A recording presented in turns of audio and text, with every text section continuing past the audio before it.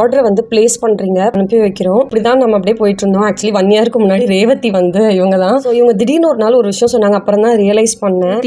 வந்ததுக்கப்புறம் நீ என்ன ஃபீல் பண்ணன்றது. கஸ்டமராக தான் இருந்தேன் ஜாமு ஆர்கானிக்கு. அதுக்கப்புறம் தான் நான் வந்து ஒர்க்கராக ஜாயின் பண்ணேன். கஸ்டமராக இல்லை எம்ப்ளாயியாக ஜாயின் பண்ணேன். இது ஒரு சிம்பிள் ஒர்க் அப்படின்னு நினச்சேன். நான் இங்கே ஒரு எம்ப்ளாயியாக வந்ததுக்கப்புறம் தான் பார்த்து ப்ராடக்ட்டை லான்ச் பண்ணி எடுத்துகிட்டு வர்றது, கஸ்டமர் கையில் கொண்டு போய் சேர்க்கறது வந்து அவ்வளோ ஈஸியான விஷயமே கிடையாது. ஒரு ப்ராடக்ட்டை கொண்டு வராங்க, லான்ச் பண்ணுறாங்க அப்படின்னா அதுக்கான ரிசர்ச் ஃபர்ஸ்ட் பண்ணணும், ரா மெட்டீரியல்ஸ் வாங்கணும், லேபிள் டிசைன் பண்ணணும், ப்ராடக்ட்டை மேக் பண்ணணும், அதை டெஸ்டிங் பண்ணணும், யூசேஜ் என்ன, பெனிஃபிட்ஸ் என்ன, மக்களுக்கு கொண்டு போய் சேர்ற அளவுக்கு அவங்க என்னென்ன விஷயங்கள் அதில் சொல்லணுமோ அந்த கண்டென்ட் எல்லாத்தையும் அவங்க ப்ரிப்பேர் பண்ணி வெப்சைட்டில் ஆர்டர்ஸ் வரும்போது நாங்கள் அதை ப்ராசஸ் பண்ணி எடுத்து அதுக்கப்புறம் நாங்கள் பேக் பண்ணி பேக்கிங்கே அது ஒரு ப்ராசஸ். ஆமா, அது ஒரு இவ்வளோ பெரிய ப்ராசஸ் அப்படின்னு கடகடன்னு இப்போ சொன்ன எல்லாத்தையும் சொன்னாங்க. அப்புறம் தான் நான் ரியலைஸ் பண்ணேன், ஓ இவ்வளோ தூரம் நம்ம பண்ணிட்டு இருக்கோமான்னு. So thank you so much Revathi. இன்னும் ஒரு சில டீம் மெம்பர்ஸ் இருக்காங்க, இவங்க எல்லாராலையும் தான் இது சாத்தியம். தேங்க்யூ.